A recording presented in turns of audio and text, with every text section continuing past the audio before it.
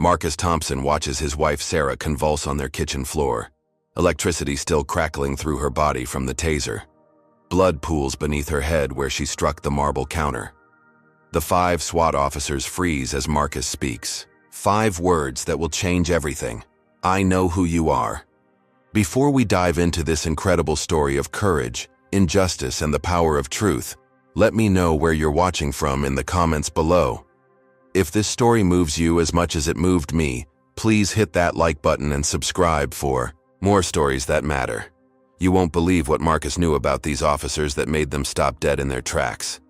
Let's uncover the truth together. 15 minutes earlier, the morning sun had been streaming through the windows of Marcus and Sarah Thompson's modest 2-story home in suburban Detroit. Marcus, a decorated Iraq War veteran with 3 tours under his belt, sat at their kitchen table sipping coffee from his favorite Marines mug. Across from him, his wife Sarah, a dedicated nurse at Detroit General Hospital, scrolled through her phone checking the overnight patient updates before her shift. Their peaceful morning routine shattered when their solid oak front door exploded. Inward with a thunderous crash. Splinters of wood flew across their hardwood floors as 5 heavily armed SWAT officers stormed through the opening, their tactical gear black against the bright morning light streaming through their destroyed entryway. Get down! Get down! Hands where we can see them! Officer Bradley screamed, his voice distorted by adrenaline and tactical equipment. His AR-15 rifle swept across the kitchen, red laser dots dancing across the cream-colored walls Sarah had painted just last spring. Marcus's military training kicked in immediately. Something felt wrong about this raid. The officers' formation was sloppy, their commands contradictory. One screamed, "Don't move," while another yelled, "Put your hands up." Basic tactical protocol demanded clear, consistent commands to prevent exactly this kind of confusion. Sarah's nurse instincts made her reach for her phone to call 911. Thinking armed robbers had invaded their home. She had treated too many victims of home invasions to not recognize the danger they faced. "Gun! Gun! She's going for a gun!" Officer Bradley shouted, though Sarah's iPhone was clearly visible in her trembling hand. The taser deployment happened in slow motion. Marcus watched the 2 metal prongs arc through the air, trailing thin copper wires like deadly spider silk. They struck Sarah in the chest, and 50,000 volts coursed through her small frame. Her body went rigid, then convulsed violently as she collapsed backward, her head striking the marble counter she had picked out for their anniversary renovation. "Sarah!" Marcus lunged forward but froze when multiple rifle barrels swung toward him. "Stay back!" Rodriguez, a stocky officer, with 20 years on the force, kept his weapon trained on Marcus while Bradley approached Sarah's motionless form. Blood pooled beneath Sarah's head, dark red against the white marble. Marcus could see she wasn't breathing properly. Her chest rose and fell in shallow, irregular gasps that made his stomach clench with recognition. He had seen that breathing pattern before, in wounded soldiers whose internal systems were failing. Officer Chen, the team's newest member, finally looked at the warrant in her hand. Her face went pale beneath her tactical helmet. "Bradley, this warrant is for apartment 214 on Maple Street. This is house 214 on Maple Avenue." The silence that followed was deafening. Marcus watched realization dawn on each officer's face. They had the wrong address. "We need an ambulance," Marcus said, his voice steady despite his racing heart. "My wife has a pacemaker from childhood heart surgery. The electrical shock could have damaged it." Bradley's jaw tightened beneath his tactical mask. Marcus studied the man's eyes, something familiar nagging at his memory. Those cold blue eyes, the particular way he held his weapon, the slight scar above his left eyebrow. Recognition hit Marcus like a physical blow. 3 years ago, he had witnessed this same officer planting a bag of cocaine in a young black teenager's car during a routine traffic stop. Marcus had followed proper channels, reporting the incident to Internal Affairs, the FBI, and anyone who would listen. But Officer Bradley had been cleared of all charges due to insufficient evidence, and Marcus had been labeled a disgruntled veteran with PTSD, trying to discredit law enforcement. Now Bradley recognized Marcus too. The officer's grip tightened on his weapon as their eyes met across the destroyed kitchen. "Call it in," Marcus demanded. "Wrong address. Injured civilian. Immediate medical response required. But Bradley hesitated, and in that hesitation, Marcus understood this wasn't random. Someone had given Bradley his address. Someone wanted him silenced before he could testify about police corruption. The wrong address story was just cover for an assassination attempt. Sarah's breathing became more labored. Her pacemaker, installed when she was 12 to correct a congenital heart defect, was designed to regulate her heartbeat. The massive electrical shock from the taser could have disrupted its circuitry, potentially killing her. "She's dying," Marcus said, his voice cutting through the tension. "If you don't call for medical help right now, you'll be facing murder charges instead of just breaking and entering." Officer Washington, a young black officer who had been silent until now, stepped forward. "Bradley, we need to call this in. Now." But Marcus could see the wheels turning in Bradley's mind. A dead witness couldn't testify. An injured wife might. Keep Marcus quiet to avoid further retaliation. The corrupt officer was calculating his options, while Sarah's life hung in the balance. Marcus positioned himself protectively over his wife, his military training assessing every angle, every possible threat. 5 armed officers, multiple exit points compromised, injured civilian requiring immediate medical attention. The tactical situation was dire, but Marcus had survived worse odds in Fallujah. The question was, what would Bradley choose? Cover up his mistake and call for help, or double down on his corruption and silence, the one man who could destroy his career? Marcus kept his eyes locked on Officer Bradley while maintaining his protective position over Sarah. Her breathing was becoming increasingly shallow, and he could see the telltale blue tinge forming around her lips that indicated oxygen deprivation. "I know you," Marcus said quietly, his voice carrying the authority of someone accustomed to command. "Officer Daniel Bradley, badge number 4739. 3 years ago, on the corner of Jefferson and Grand River, you planted cocaine in Demarion Williams Buick. The kid was 17, honor student, full scholarship to Michigan State." Bradley's face went ashen behind his tactical mask. The other officers looked confused, not understanding the sudden tension crackling between their team leader and the veteran. "I reported you through every proper channel," Marcus continued, his tone remaining steady despite his wife's critical condition. "Internal Affairs Case Number 2021-476, FBI Civil Rights Violation Report. Even contacted the Detroit Free Press, but somehow all that evidence disappeared. Witnesses recanted their statements, video footage went missing, and I became the problem." Officer Rodriguez shifted uncomfortably. "Bradley, what's he talking about?" Bradley's jaw worked silently as he tried to formulate a response. Marcus could see the man's mind racing, trying to find a way out of the trap closing around him. "They labeled me a disgruntled veteran," Marcus pressed on. "Said I had PTSD, that I was making up stories to get attention, but I never stopped investigating. I just got smarter about it." Sarah's pacemaker alarm began beeping weakly, a sound Marcus recognized from her hospital stays. The device was struggling to maintain her heart rhythm. Without immediate medical intervention, the electrical damage could cause complete cardiac failure. "Chen, call for an ambulance," Washington ordered, stepping forward with his radio. "Belay that," Bradley snapped, his authority reasserting itself. "We need to secure the scene first." "Secure what scene?" Marcus demanded. "This is the wrong address. You broke into an innocent family's home and potentially killed my wife with your incompetence." But Marcus knew it wasn't incompetence. The more he thought about it, the clearer the picture became. Someone had fed Bradley information about Marcus's home address. Someone knew about his federal testimony scheduled for next week. This raid was meant to eliminate a witness, and the wrong address story was just convenient cover. Officer Chen knelt beside Sarah, her police academy first aid training taking over. "Her pulse is weak and irregular. We need medical response now." "I said secure the scene first," Bradley repeated, but his voice lacked conviction. The other officers were beginning to question his judgment. Marcus reached into his back pocket slowly, keeping his movements visible. "I'm reaching for my phone. I need to check something." "Don't move," Bradley shouted, raising his weapon. "Easy, Bradley," Washington intervened. "The man's just trying to help his wife." Marcus pulled out his smartphone and opened an app. The Screen showed multiple camera angles of his house, all recording and streaming to secure cloud storage. Everything you've done here is being recorded and uploaded in real time. The footage is already in federal hands. Bradley's eyes widened as he realized the implications. Not only had he been recorded breaking into the wrong house and tasing an innocent woman, but federal agents were potentially watching everything unfold live. 3 years ago, after you destroyed my first complaint, I installed a comprehensive security system, Marcus explained.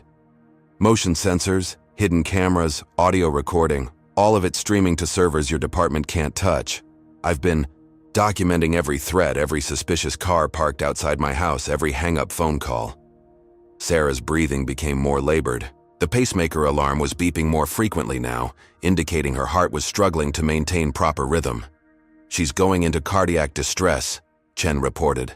Bradley, we have to call this in.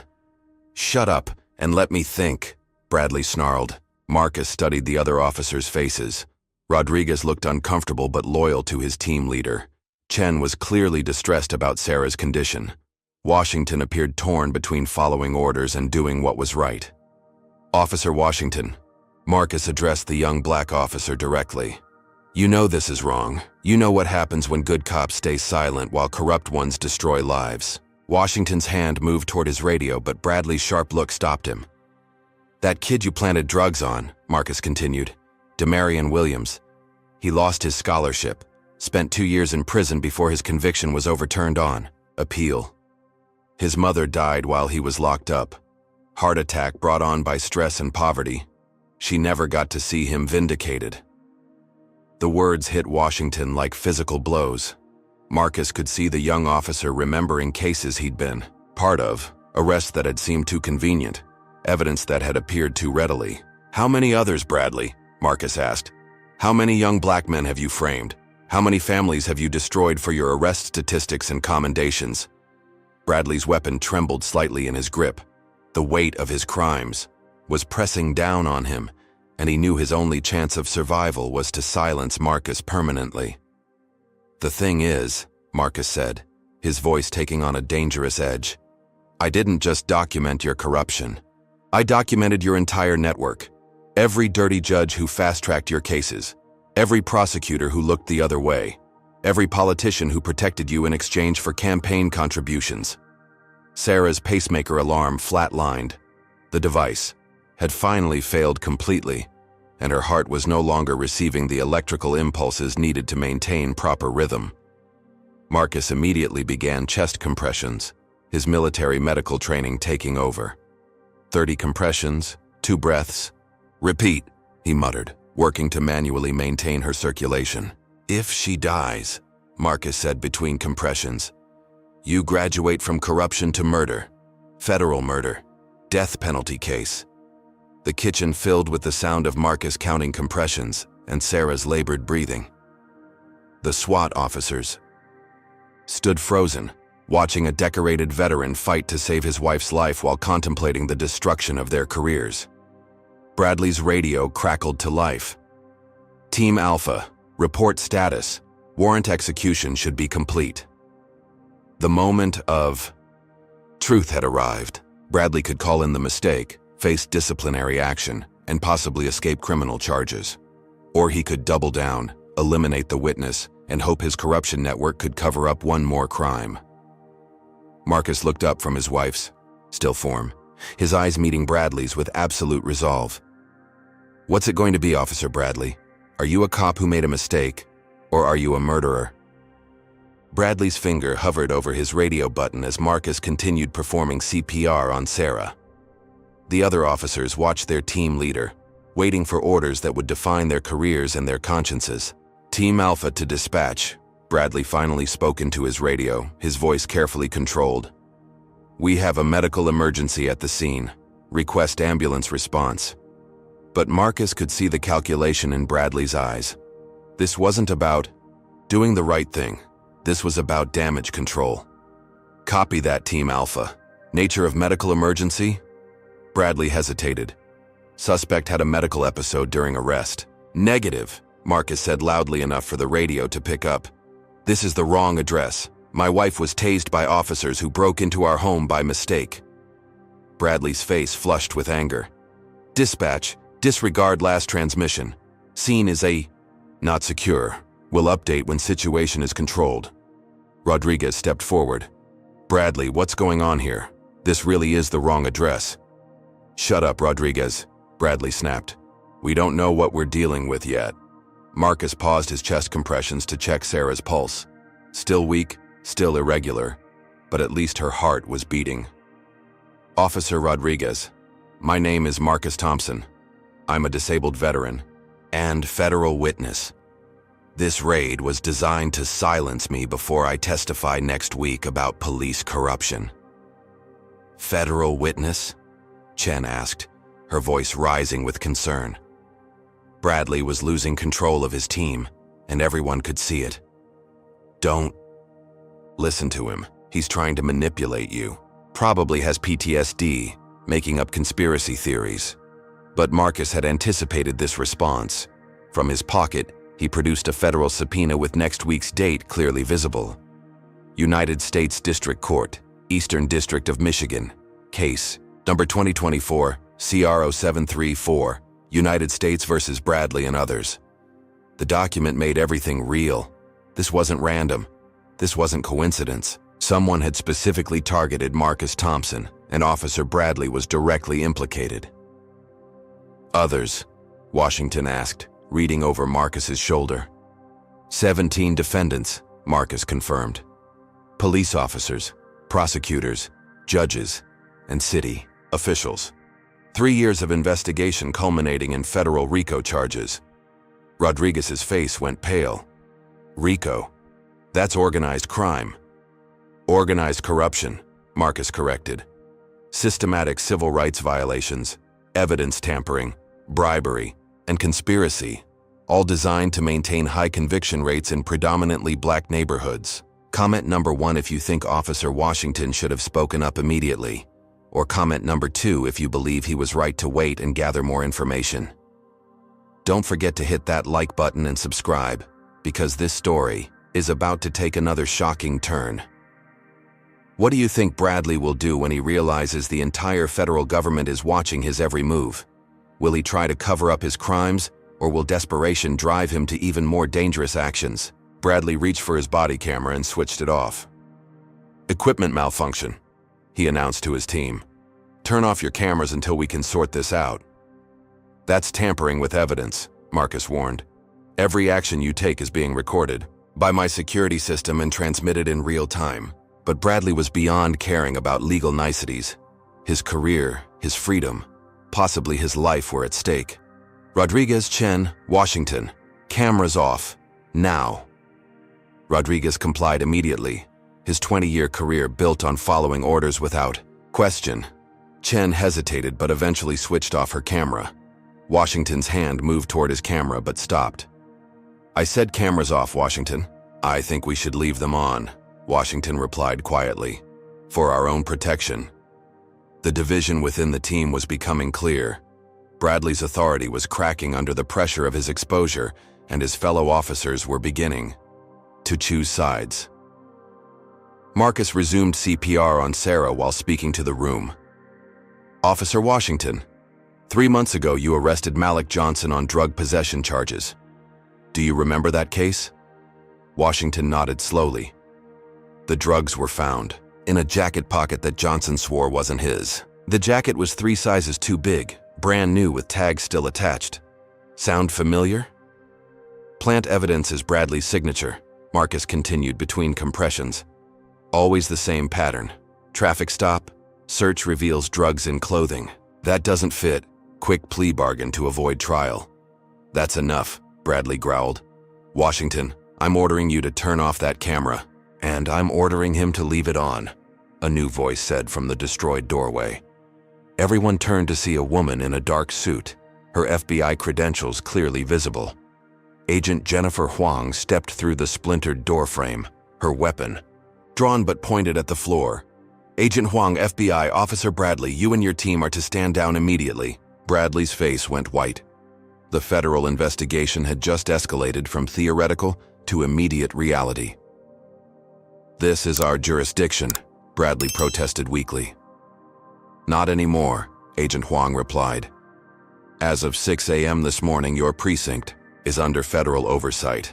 Every officer, every case, every arrest is now subject to federal review. Marcus felt a surge of relief even as he continued working to save his wife.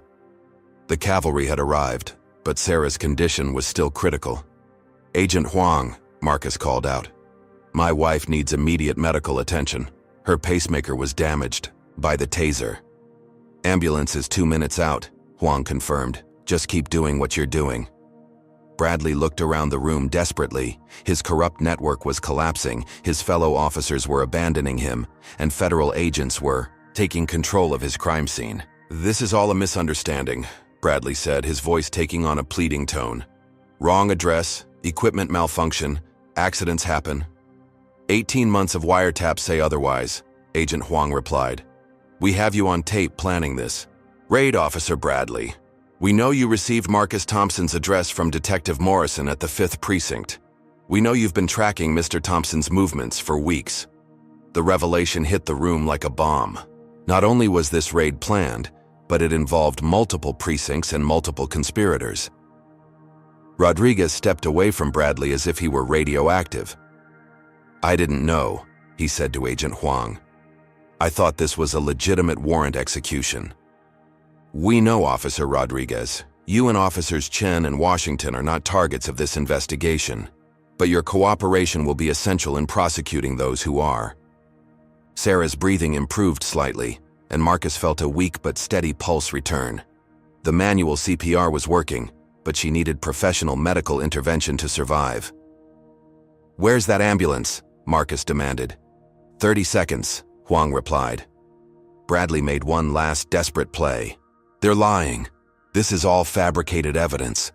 I'm a 25-year veteran with commendations and community awards. Why would I risk everything for some conspiracy? Marcus looked up from his wife's prone form, his eyes filled with the kind of righteous anger that had driven him through 3 combat tours. Because you thought you were untouchable, because the system protected you for so long that you forgot about justice, because you looked at young black men and saw profit instead of people. The sound of sirens filled the air as paramedics rushed through the broken door. Marcus finally stepped back, letting the professionals take over Sarah's care.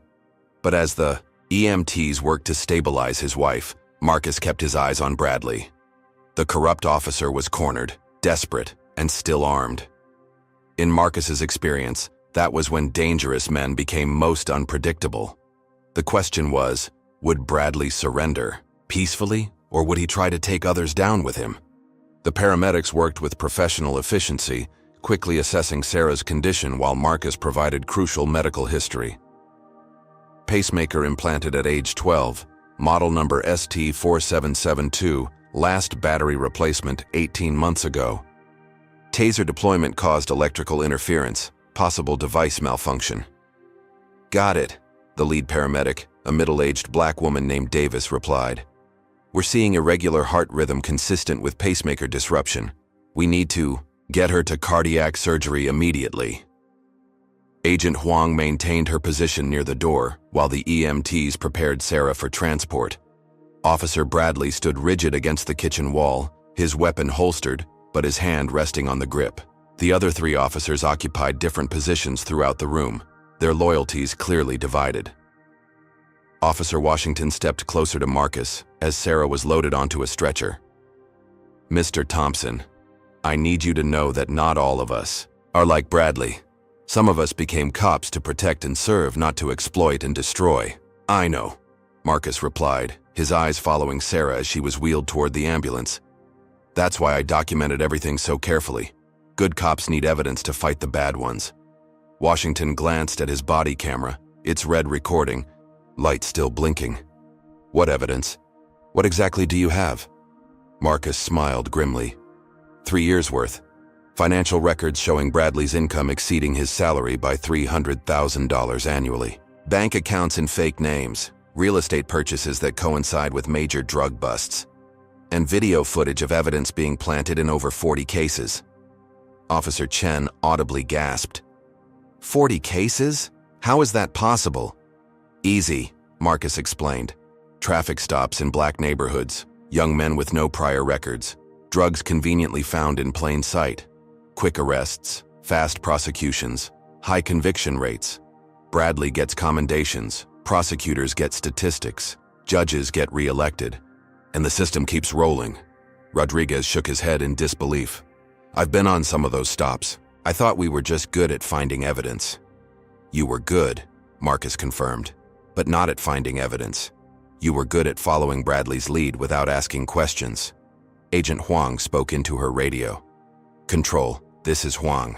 Primary witness is secure, evidence is intact, and we have 4 officers on scene requiring debriefing. Bradley's radio crackled to life. Team Alpha, status report. Command is asking for updates. The corrupt officer reached for his radio, but Agent Huang's voice stopped him. Touch that radio, and you'll be charged with obstruction of justice on top of everything else. I have to report to my sergeant, Bradley protested. Your sergeant is Detective Morrison, correct?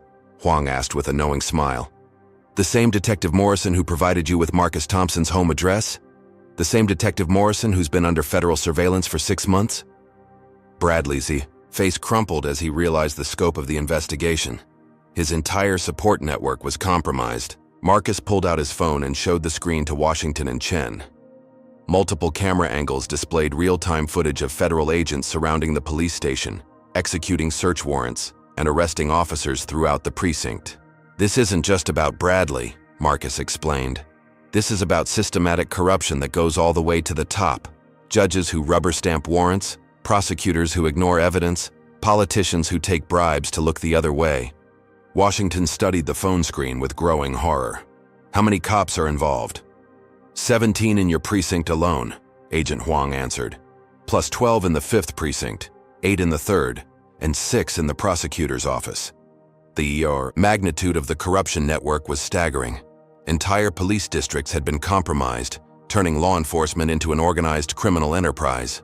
Officer Chen sat down heavily in one of the kitchen chairs. I feel sick. How many innocent people are in prison because of these lies? 237 cases under review, Agent Huang replied.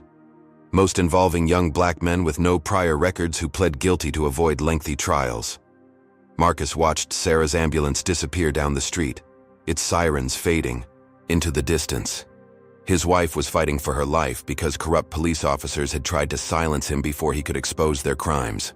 The thing that really gets me, Marcus said, turning back to the group, is that you had good cops like Washington and Chen working alongside criminals like Bradley, and the good cops never knew. Washington looked at his hands. We suspected, sometimes, arrests that seemed too convenient, evidence that appeared too easily, but we trusted our fellow officers. That trust nearly got you all accessory charges, Agent Huang warned. The only reason you 3 aren't in handcuffs right now is because our investigation showed you weren't active participants in the corruption. Bradley finally spoke, his odd voice desperate. This is all circumstantial evidence. Wiretaps can be faked, financial records can be doctored, witnesses can be coached. Marcus pulled up another screen on his phone. Tell that to Demarion Williams. The screen showed a video of Bradley clearly planting a bag of cocaine in a young man's car while the teenager stood handcuffed on the sidewalk.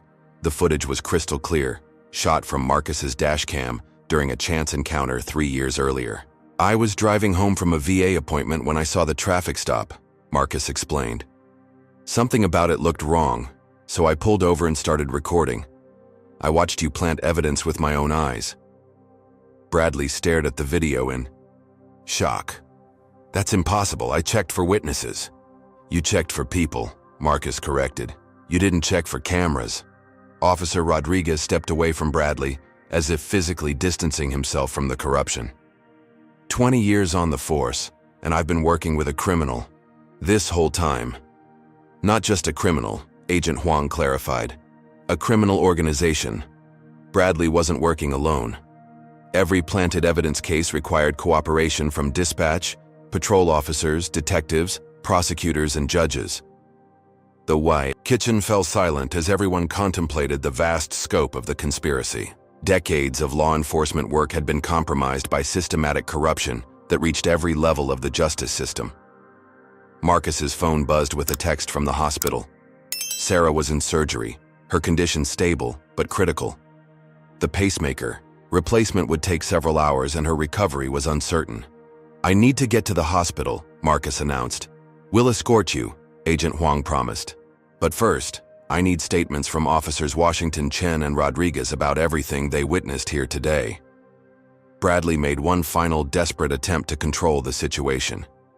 "They're my officers. Any statements they give should go through proper channels." "You're not their commanding officer anymore," Agent Huang replied coldly. "As of this morning, you're a federal defendant. You have the right to remain silent, and I strongly suggest you exercise that right." Kimi, corrupt cop's face flushed with rage and humiliation. His career was over, his crimes were exposed, and his fellow officers were abandoning him. But Marcus could see something dangerous building behind Bradley's eyes. In combat, Marcus had learned to recognize the moment when a cornered enemy decided to fight rather than surrender. That moment was approaching rapidly, and everyone in the room was about to discover just how far a desperate man would go to avoid justice. Officer Washington must have sensed it too, because his hand moved subtly toward his weapon while maintaining eye contact with Marcus. The silent communication between the two men was clear. Be ready for anything. The kitchen that had started the morning as a peaceful family space had become a powder keg of tension, corruption, and the explosive potential for violence. Marcus just hoped Sarah's surgery would be finished before that powder keg exploded. Agent Huang's radio crackled with updates from federal teams executing simultaneous raids across Detroit. "Control to Agent Huang. We have Detective Morrison in custody. Financial records seized from his residence show payments totaling $400,000 over 2 years." Marcus felt a grim satisfaction as the corrupt network crumbled in real time. Morrison was Bradley's handler, he explained to the other officers. Every time Bradley needed a warrant expedited or evidence overlooked, Morrison made it happen. Officer Washington was recording everything on his phone now, understanding that this moment was historic. How did it work? The whole system? Simple, Marcus replied, keeping one eye on Bradley, who was growing more agitated with each radio update. Young black men get pulled over for minor infractions. Bradley plants drugs during the search. Morrison writes reports supporting the arrest. Prosecutor Janet Kellerman fast-tracks the cases with guilty pleas. Judge Harold Banks rubber stamps the sentences. "Judge Banks?" Chen gasped. "He's considered one of the toughest judges in the city." "Tough on innocent people," Agent Huang corrected. "We have wiretaps of him coordinating with Bradley about which cases to prioritize. Banks gets re-elected on his high conviction rates. Bradley gets commendations for his arrest statistics, and everyone profits except the victims." The scope of the conspiracy was breathtaking.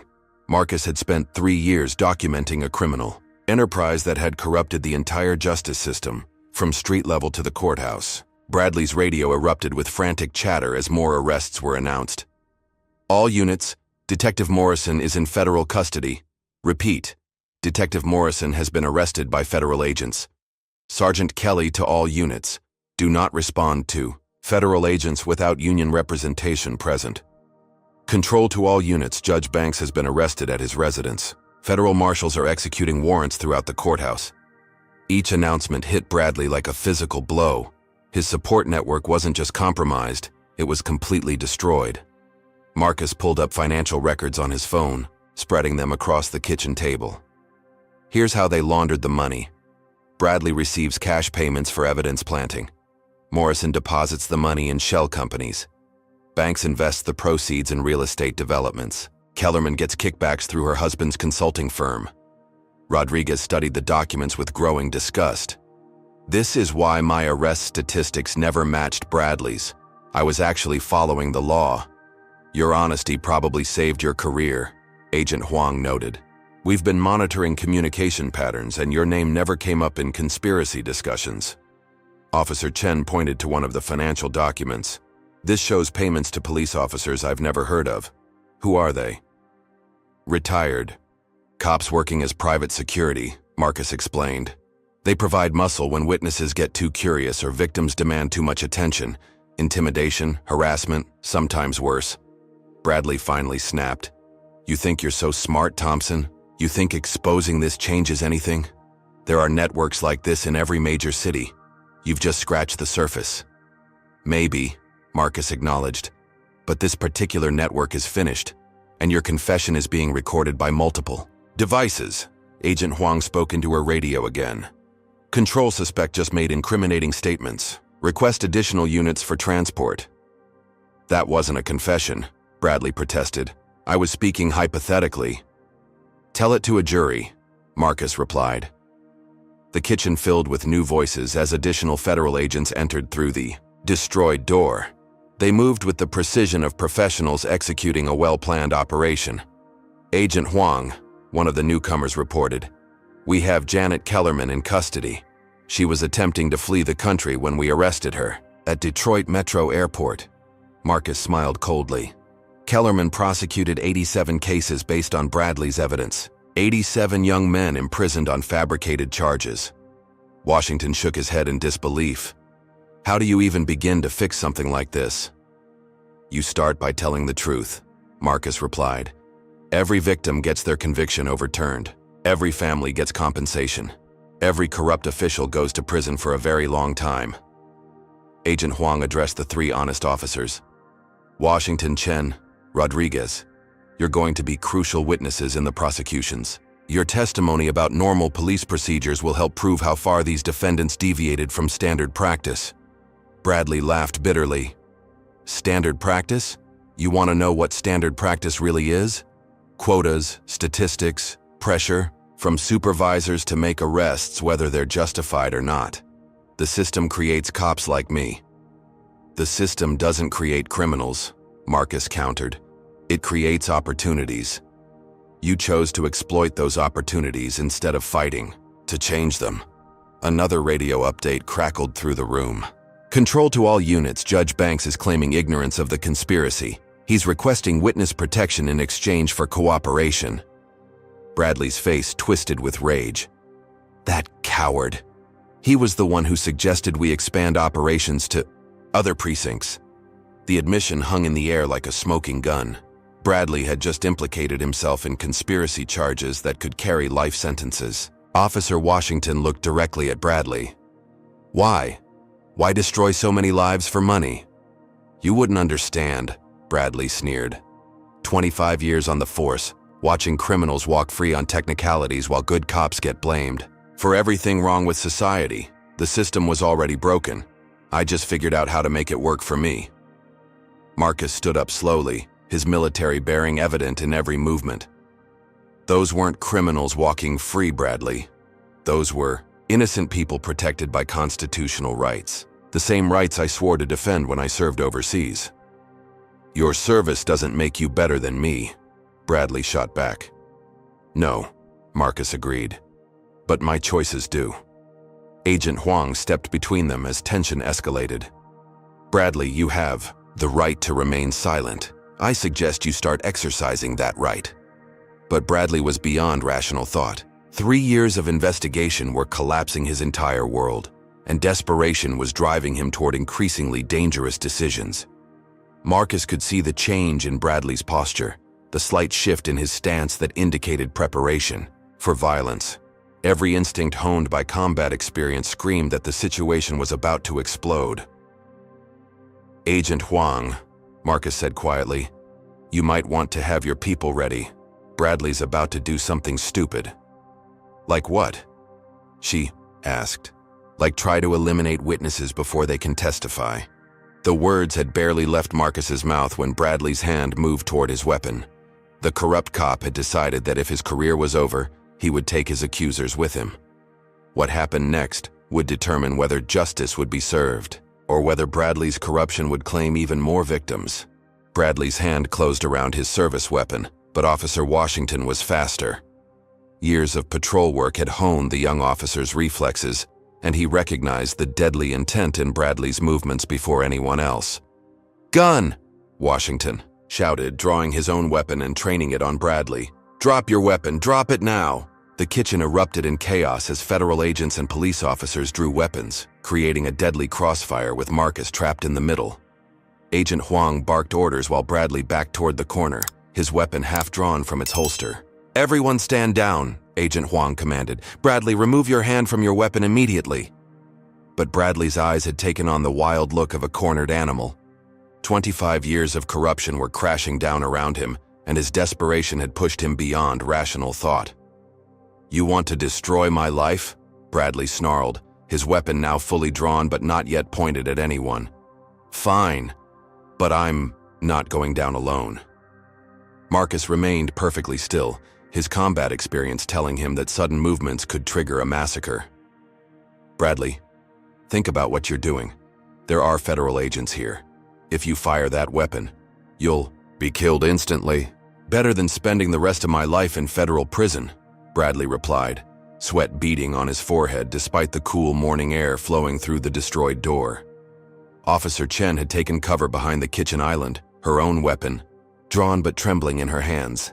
This was beyond anything her police academy training had prepared her for. Rodriguez stood frozen against the wall, his loyalty to his fellow officer warring with his understanding that Bradley had become a clear and present danger to everyone in the room. "Officer Bradley," Washington called out, his voice steady despite the situation.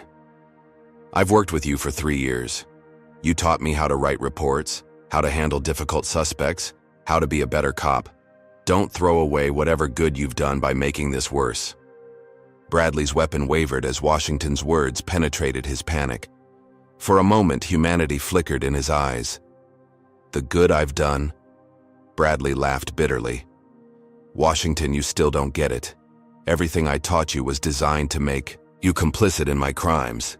Those report writing techniques, they were for covering up evidence tampering. Those suspect handling procedures, they were for creating opportunities to plant drugs." The revelation hit Washington like a physical blow. His training, his methods, his entire approach to police work had been corrupted from the beginning. Comment number 1 if you think Bradley still has a chance at redemption, or comment number 2 if you believe he's too far gone to be saved. Make sure to like this video and subscribe, because you won't believe how this standoff ends. What do you think Marcus will do when Bradley points that gun at an innocent officer? Will his military training kick in, or will he try to talk the corrupt cop down? 3 years, Washington whispered. 3 years of thinking I was learning to be a good police officer. "You were learning," Marcus interjected, never taking his eyes off Bradley's weapon. "You were learning to recognize corruption when you saw it. That's why you kept your body camera on today. That's why you drew your weapon when Bradley reached for his. Deep down, you knew something was wrong." Agent Huang spoke into her radio with quiet urgency. "Control, we have an armed suspect holding multiple hostages. Request immediate tactical response." "Hostages?" Bradley's voice rose an octave. "I'm not taking hostages. I'm defending myself against a federal conspiracy designed to destroy honest police officers." "Honest?" Marcus's voice carried the full weight of his outrage. "You framed innocent young men. You destroyed families. You perverted justice for profit. There's nothing honest about any of it." Bradley's weapon swung toward Marcus, the barrel now pointing directly at the veteran's chest. "You self-righteous bastard. You think your military service makes you better than everyone else?" "No," Marcus replied calmly, his hands visible and non-threatening. "But it taught me the difference between serving others and serving myself." The standoff stretched into agonizing seconds. Bradley's finger rested on the trigger while multiple weapons remained trained on him. One wrong move, one moment of panic, and the kitchen would become a battlefield. Officer Chen's voice broke the silence. "Bradley, please. My daughter starts kindergarten next month. I became a cop to make the world safer for her. Don't make me explain to her why I never came home." The mention of children seemed to shake Bradley's resolve. His weapon lowered slightly as conflicting emotions warred across his face. "Children," he murmured. "Do you know how many children I orphaned with my arrests? How many fathers I sent to prison on trumped-up charges?" Rodriguez finally found his voice. "Then make it right, Bradley. Put down the gun and help undo the damage." "It's too late for that," Bradley replied. "The moment Thompson started his investigation, my fate was sealed." Marcus sensed an opening and pressed carefully. "It's never too late to choose justice over corruption. Your cooperation could help free innocent people, reunite families, restore some measure of faith in law enforcement, and spend the rest of my life in prison while you get to play hero? I'm not a hero, Marcus said honestly. I'm just a man who couldn't stay silent while innocent people suffered.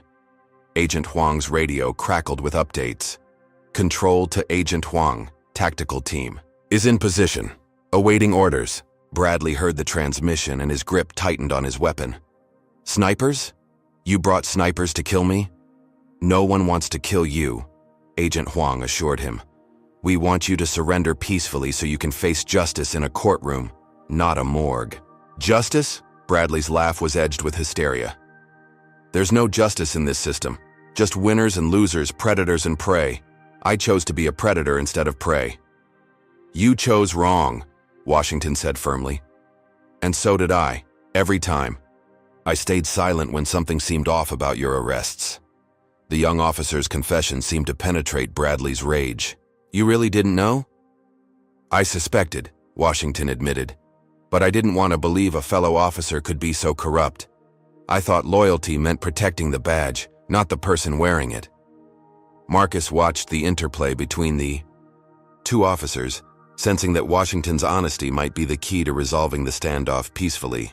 Bradley, Marcus said softly, Officer Washington is what you could have been. A good cop who made mistakes but learned from them. A man who chose truth over loyalty when it mattered most. The kitchen fell silent except for the distant sound of sirens as tactical units positioned themselves around the house. Every person in the room understood that the next few moments would determine whether this ended in justice or tragedy. Bradley's weapon trembled in his grip as 25 years of choices weighed down on him. The corrupt cop stood at the final crossroads of his life, with one path leading to surrender and accountability, and the other leading to violence and certain death. Marcus held his breath, waiting to see which path Bradley would choose. Agent Huang's earpiece crackled with intelligence updates as the standoff continued. Agent Huang, this is Control. We have confirmation that Detective Morrison is cooperating. He's providing details about the conspiracy that go beyond local corruption. Marcus caught fragments of the transmission and realized the implications immediately. Bradley, whatever you're thinking about doing, you need to understand that this investigation isn't just local anymore. Morrison is talking to federal prosecutors right now. Bradley's face went ashen.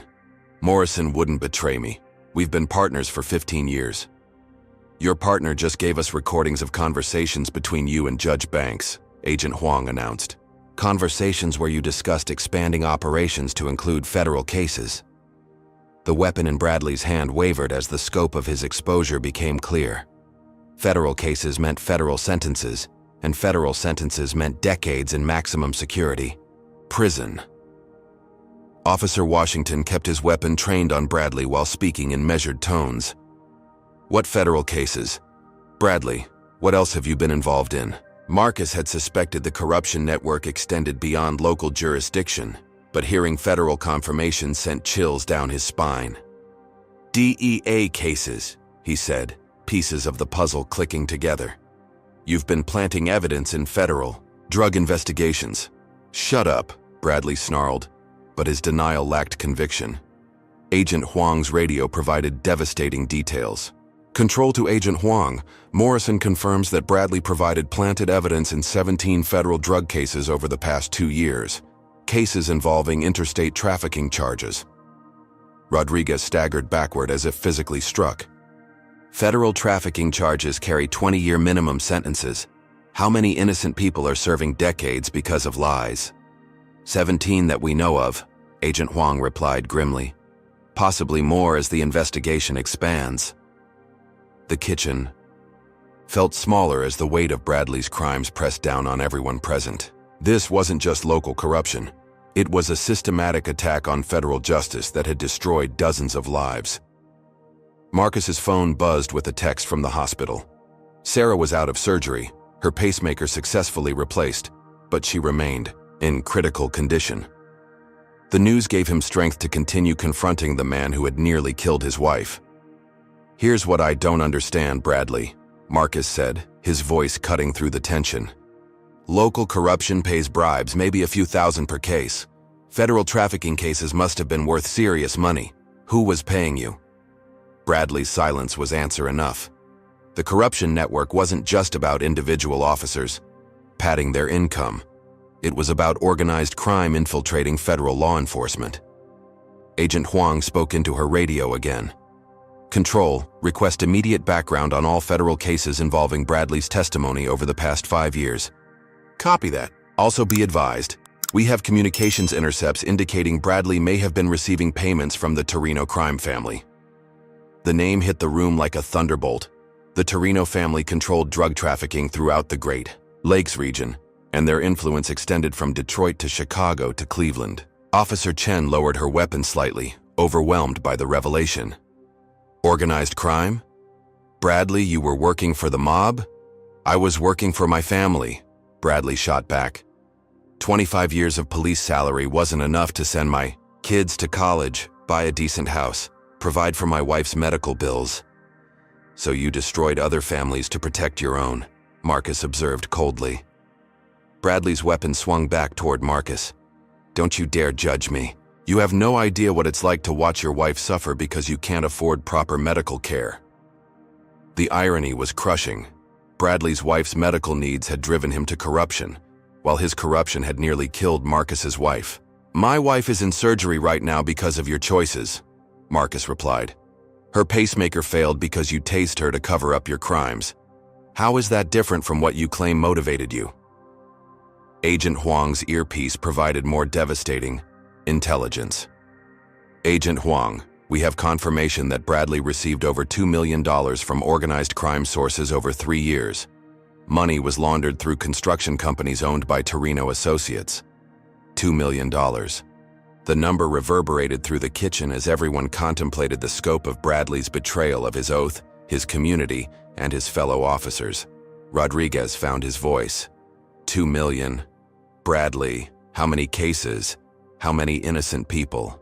I lost count, Bradley admitted, his defiance cracking under the weight of his crimes. But they weren't all innocent. Some of them were real criminals who got off on technicalities. That's not how justice works, Washington said firmly. We don't get to decide guilt or innocence based on our personal opinions. Marcus stepped forward carefully, his movement calculated to appear non-threatening while positioning himself to act if necessary. Bradley, the Torino family didn't pay you $2 million to plant evidence on small-time criminals. They paid you to frame their competitors. The accusation hung in the air as Bradley's face confirmed its accuracy. His corruption hadn't just perverted justice, it had actively assisted organized crime in eliminating business rivals. You helped murderers and drug dealers eliminate their competition, Marcus continued. Every innocent person you framed was protecting a guilty person who remained free to commit more crimes. Agent Huang's radio crackled with tactical updates. Control to Agent Huang. We have confirmation that Vincent Torino is in federal custody, arrested 30 minutes ago on RICO charges. Bradley's cooperation could significantly reduce his sentence. The offer of cooperation seemed to penetrate Bradley's desperation. For the first time since drawing his weapon, he appeared to consider options other than violence. Cooperation? He asked weakly. Full cooperation, Agent Huang confirmed. Names, dates, amounts, methods. Help us unravel the entire network and protect other potential victims.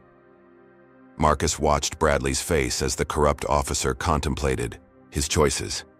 Cooperation meant admitting guilt but potentially avoiding a life sentence. Continued resistance meant certain death or life in prison, without possibility of parole.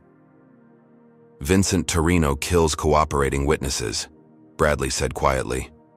Vincent Torino is going to spend the rest of his life in federal prison, Agent Huang replied. His organization is finished. Your cooperation could help ensure that other families don't suffer what the Thompsons have suffered today. The kitchen fell silent as Bradley weighed his options. Outside, tactical teams waited for orders, while federal prosecutors prepared cases that would reshape law enforcement accountability throughout the region. Marcus thought about Sarah fighting for her life in surgery, while this corrupt officer struggled with consequences of his own making. Justice demanded accountability, but mercy recognized the human capacity for redemption. The question was whether Bradley still possessed enough humanity to choose accountability over violence, cooperation over destruction, truth over the lies that had defined his career for the past 3 years. Bradley's weapon trembled in his grip as the weight of his choices pressed down on him. The sound of tactical teams positioning outside created a rhythmic backdrop of boots on concrete and radio chatter that emphasized the gravity of his situation. "Time's running out, Bradley," Agent Huang said calmly. "My tactical commander is requesting permission to end this standoff. I can only hold them back if you're actively cooperating." Marcus watched the corrupt officer's face cycle through emotions: rage, fear, desperation, and finally, something that might have been resignation. "If I cooperate," Bradley asked slowly, "what happens to my family? My wife? My kids?" "They keep their lives," Agent Huang replied. "Asset forfeiture will claim property purchased with criminal proceeds, but your family won't be prosecuted for your crimes. And my sentence? Depends on the scope of your cooperation. Full disclosure about the Torino connection, detailed information about evidence planting, testimony against other corrupt officials. Federal sentencing guidelines allow for significant reduction based on cooperation." Marcus's phone buzzed again. Sarah was stable, but still in intensive care. Her doctors were cautiously optimistic about her recovery, but she would need weeks of rehabilitation to fully heal from the trauma. "My wife almost died because of your corruption," Marcus said to Bradley. "But she's going to survive. She's going to heal. The question is whether you're going to help other families heal by telling the truth." Officer Washington lowered his weapon slightly, sensing the shift in Bradley's demeanor. "Sir, I've learned more about real police work in the last hour than I did in 3 years of following your lead.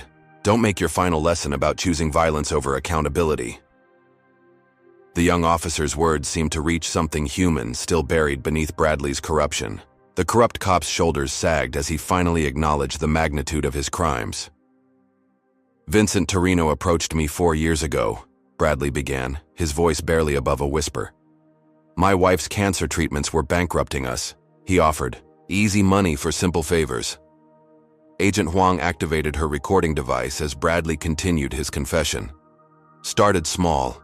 Traffic stops that resulted in no arrests, witnesses who suddenly became unreliable, evidence that got lost in processing, but Torino kept asking for more." "The evidence planting?" Marcus prompted. "Torino needed his competitors eliminated without the risk of actual investigation. Frame someone for trafficking, they go away for 20 years, and Vincent takes over their territory." The confession painted a picture of systematic corruption that had perverted justice while enabling organized crime to flourish. Every innocent person Bradley had framed had inadvertently protected guilty parties who continued destroying communities. "How many?" Agent Huang asked. 43 evidence, planting cases over 3 years. Maybe 200 other instances where I influenced investigations, lost evidence, or provided intelligence to Torino's organization." Officer Rodriguez sat down heavily in one of the kitchen chairs. 200 cases. How did Internal Affairs never catch this? "Internal Affairs was compromised," Bradley admitted. "Captain Morris in IA was taking Torino money to bury complaints against me and other corrupt officers." The scope of the conspiracy was staggering. Entire departments had been infiltrated by organized crime, turning law enforcement into an instrument of criminal enterprise. Marcus felt a complex mixture of vindication and disgust. His 3-year investigation had been necessary, but the scale of corruption exceeded even his worst suspicions. "The federal trafficking cases," Agent Huang pressed. "How did you coordinate with federal agencies?" "DEA agent Robert Crawford. He was Torino's primary federal contact. Crawford would request local assistance on cases. I would provide planted evidence, and federal prosecutors would build cases around our fabricated proof." "Crawford is already in custody," Agent Huang confirmed. "He was arrested this morning when we took down the Torino organization." Bradley's weapon finally lowered as he realized his entire criminal network had collapsed simultaneously. Years of federal investigation had culminated in coordinated arrests that eliminated every corrupt official who had enabled organized crime. "Vincent promised me protection," Bradley said weakly. Vincent is facing life sentences on multiple RICO counts. Agent Huang replied. He can't protect himself, much less anyone who worked for him. The kitchen fell silent except for the distant sound of crime scene technicians beginning their work. Federal agents photographed evidence while local police secured the perimeter. Marcus's phone rang with a call from Detroit General Hospital. Dr. Patricia Williams, Sarah's cardiologist, provided an update on his wife's condition. Mr. Thompson, your wife is awake and asking for you. The pacemaker replacement was successful, and her heart rhythm has stabilized. She'll need several days in cardiac intensive care, but her prognosis is excellent.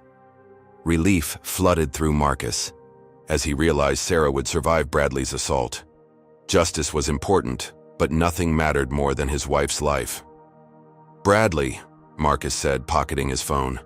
My wife is going to recover. Your choices today nearly killed an innocent woman, but they didn't succeed. You still have a chance to choose differently. The corrupt officer finally holstered his weapon and raised his hands in surrender.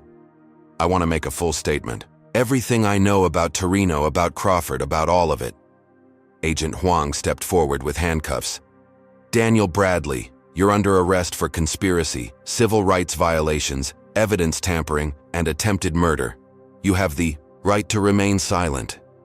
I waive my right to silence, Bradley interrupted. I want to cooperate fully. As federal agents led Bradley away, Officer Washington approached Marcus with obvious shame in his eyes. Mr. Thompson, I owe you an apology. I should have recognized the corruption sooner. I should have asked more questions, demanded better evidence, refused to participate in arrests that seemed questionable. You were a young officer following what you thought was proper training, Marcus replied. The important thing is that you recognized the truth when it was revealed and chose to act on it. What happens now? Officer Chen asked. Now we rebuild, Agent Huang answered. Every case involving Bradley's testimony gets reviewed. Every conviction based on his evidence gets overturned. Every victim receives compensation and formal apology. Marcus thought about the long road ahead. Dozens of innocent people would regain their freedom, but they would also struggle to rebuild lives destroyed by false imprisonment. Families torn apart by corruption would attempt to heal wounds that had festered for years. The justice system would undergo fundamental reforms to prevent similar corruption in the future. Body cameras would become mandatory, evidence handling would be completely transparent, and civilian oversight would have real authority to investigate misconduct. But the most important outcome was already secured. Sarah would survive. Truth had triumphed over corruption, and justice would finally be served to those who had perverted it for personal gain. As Marcus prepared to leave for the hospital, he reflected on the irony that Bradley's desperate attempt to silence him had actually amplified his voice. The morning's events would become national news, forcing conversations about police accountability that could transform law enforcement throughout the country. Sometimes justice required patience, courage, and the willingness to sacrifice personal safety for the greater good. Marcus had demonstrated all three, and now both he and his community would reap the benefits of his dedication to truth. 3 months later, Marcus sat in the federal courthouse witness gallery as the final sentencing hearing in United States versus Bradley concluded. Officer Daniel Bradley, now dressed in an orange jumpsuit instead of his police uniform, faced Judge Patricia Morrison as she prepared to deliver his sentence. Sarah sat beside Marcus, her hand resting gently over the slight scar where surgeons had implanted her new pacemaker. The physical healing had been swift, but the emotional recovery continued. She still startled at unexpected sounds and struggled with nightmares about that terrible morning. Mr. Bradley, Judge Morrison began, your cooperation with federal investigators has been substantial and genuine. Your testimony helped convict 17 corrupt officials and dismantled a criminal organization that had operated with impunity for years.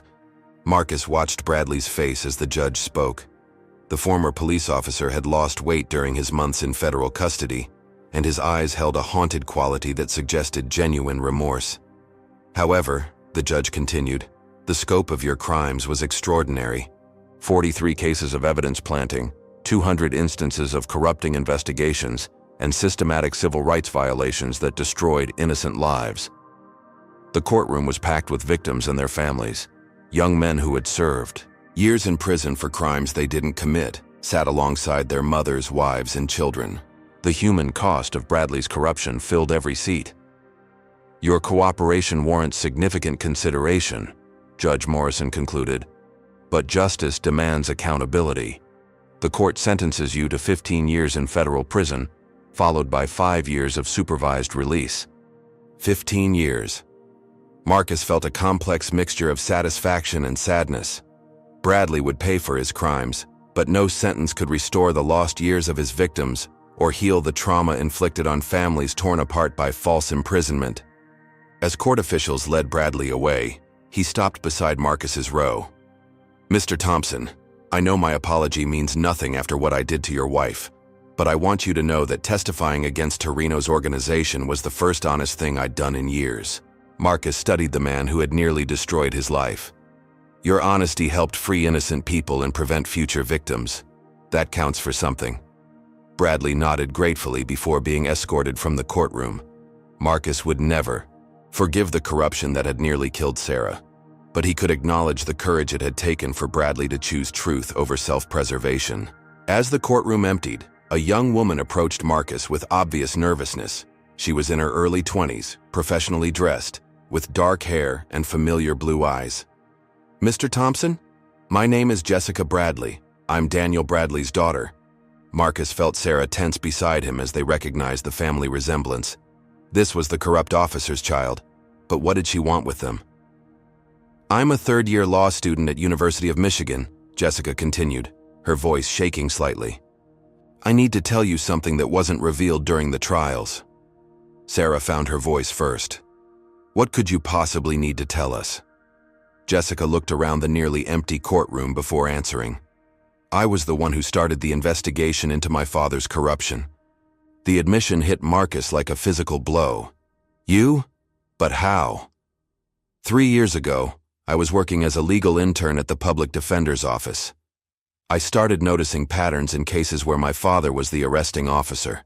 Young black men, with no prior records, drugs found in circumstances that seemed too convenient, guilty pleas that avoided trials where evidence could be challenged. Marcus stared at the young woman as puzzle pieces clicked into place. "You discovered your father was corrupt." "I suspected, but I needed proof. So I started documenting everything: case files, arrest reports, sentencing patterns. But I couldn't go directly to authorities because no one would believe that I wasn't trying to harm my father out of family resentment."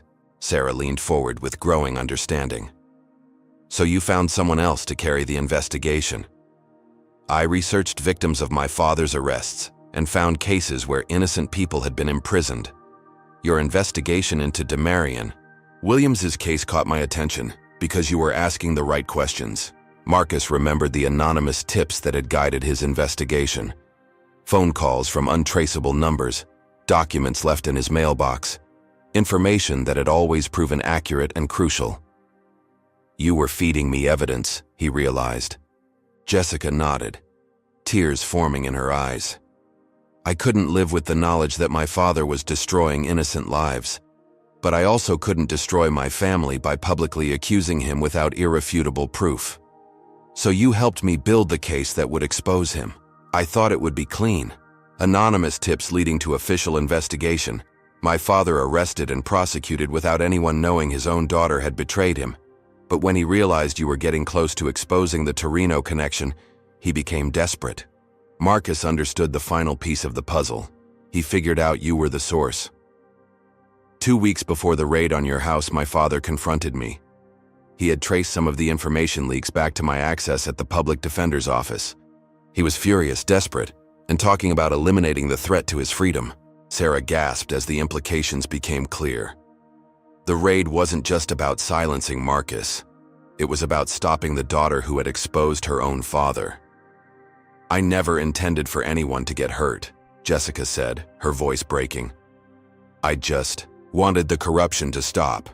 I wanted innocent people to stop going to prison for crimes they didn't commit." Marcus felt an unexpected surge of admiration for the young woman. She had made an impossible choice between family loyalty and justice, and she had chosen justice despite the personal cost. "Your courage saved lives, Marcus told her. Not just the people who would have been framed in future cases, but everyone who was freed when the corruption network collapsed. But your wife almost died because of information I provided. My wife almost died because your father chose corruption over duty, Marcus corrected. You chose truth over family loyalty. Those are completely different moral calculations. Jessica pulled out a thick folder from her bag. These are copies of all the documents I gathered over 3 years. Financial records, case files, recorded conversations. I want to donate them to the Innocence Project to help overturn more wrongful convictions. Marcus accepted the folder with genuine respect. Your father hurt a lot of people, but you helped save even more. That's a legacy you can be proud of. As they left the courthouse together, Marcus reflected on the unexpected turns justice could take. A corrupt officer's own daughter had possessed the courage to expose his crimes, even knowing it would destroy her family. Her choice had set in motion events that freed dozens of innocent people and dismantled a criminal organization. 6 months later, Marcus and Sarah stood before a crowd of 200 people gathered in a community center built on the site where Demarion Williams had been falsely arrested. The Marcus and Sarah Thompson Foundation for Police Accountability had funded the center as a place where community members could report misconduct and receive support for dealing with law enforcement. Sarah had returned to her work at Detroit General Hospital, but now she also counseled other victims of police violence. Her near-death experience had given her unique insight into the trauma suffered by those who survived encounters with corrupt officers. Change doesn't happen overnight, Marcus told the crowd, but it does happen when good people choose truth over comfort, justice over loyalty, and courage over fear. In the audience, Marcus spotted Jessica Bradley, now a recent law school graduate, who had accepted a position with the Federal Public Defender's Office. She would spend her career defending the rights of people her father had worked to destroy. Officer Washington had been promoted to detective and now headed the Detroit Police Department's newly created integrity unit. His experience with the Bradley case had made him an expert in recognizing and investigating corruption. The changes were real, meaningful, and permanent. Body cameras were now mandatory and tamper-proof. Evidence handling was completely transparent, with civilian oversight. Community review boards had real authority to investigate misconduct and recommend prosecution. But perhaps most importantly, the story of the Bradley case had inspired other whistleblowers to come forward. Corrupt officers in Chicago, Cleveland, and Milwaukee had been exposed by colleagues who refused to stay silent about misconduct. As the evening ended and people began heading home, Marcus felt Sarah's hand squeeze his. They had survived an ordeal that could have destroyed their lives, their marriage, and their faith in justice. Instead, they had emerged stronger, more committed to fighting for truth, and more convinced than ever that ordinary people could create extraordinary change. The 5 words Marcus had spoken that morning in their kitchen had indeed made the SWAT team freeze. I know who you are. But those words had done more than stop a corrupt officer in his tracks. They had started a movement that transformed law enforcement accountability throughout the region. Justice had been served, truth had triumphed, and the community was safer, because one man had refused to stay silent about corruption, and one young woman had chosen conscience over family loyalty. What do you think about Jessica Bradley's impossible choice between family loyalty and justice? Comment number 1 if you believe she made the right decision, or comment number 2 if you think she should have found another way to expose her father's corruption. How would you handle discovering that someone you love was committing serious crimes? Don't forget to like this video if this story moved you, subscribe for more incredible true stories about courage and justice, and share this with someone who needs to hear that ordinary people can create extraordinary change. Have you ever had to choose between loyalty and doing the right thing? Let me know in the comments below. Thank you for watching this powerful story of corruption, courage, and ultimately justice. Remember that real change happens when good people refuse to stay silent about wrongdoing, even when speaking up comes at great personal cost. Until next time, keep fighting for truth and never give up on the belief that justice will prevail. Stay strong, stay hopeful, and remember that your voice matters in the fight for justice. This powerful story teaches us several crucial lessons about courage, justice, and moral responsibility. First, Systematic corruption thrives when good people choose silence over action. Marcus Thompson's 3-year investigation proved that one person's dedication to truth can expose entire networks of criminal behavior. Second, the story demonstrates that real change requires sacrifice and persistence. Both Marcus and Jessica Bradley paid personal costs for choosing justice over comfort, but their courage freed dozens of innocent people and transformed law enforcement accountability. The narrative also reveals how corruption spreads through institutional protection and mutual benefit. Bradley's network succeeded because judges, prosecutors, and politicians all profited from maintaining high conviction rates regardless of guilt or innocence. This systematic failure shows why external oversight and transparency are essential for maintaining public trust. Perhaps most importantly, the story illustrates that redemption is possible even in the darkest circumstances. Bradley's cooperation helped dismantle the criminal organization he had served, while Jessica's courage in exposing her own father showed that family loyalty must never supersede moral responsibility. Officer Washington's transformation from unwitting accomplice to integrity advocate proves that education and accountability can reform even compromised institutions. Finally, Marcus and Sarah's foundation demonstrates that trauma can be transformed into positive action. Their experience with police violence became a catalyst for community healing and systematic reform, showing that justice delayed is not necessarily justice denied. What's your biggest takeaway from Marcus and Sarah's incredible journey? Have you ever witnessed corruption or injustice that required courage to expose? Comment below with your thoughts on how ordinary citizens can fight systematic corruption in their communities. If this story inspired you to believe in the power of truth over corruption, please hit that like button and subscribe for more stories about real heroes fighting for justice. Share this video with someone who needs to hear that speaking up against wrongdoing can create lasting change. Thank you for joining us on this powerful journey through corruption, courage, and ultimate justice. Remember that every voice matters in the fight against systematic oppression, and your willingness to stand up for what's right can inspire others to do the same. Until our next story, keep believing in the power of truth and never stop fighting for a more just world.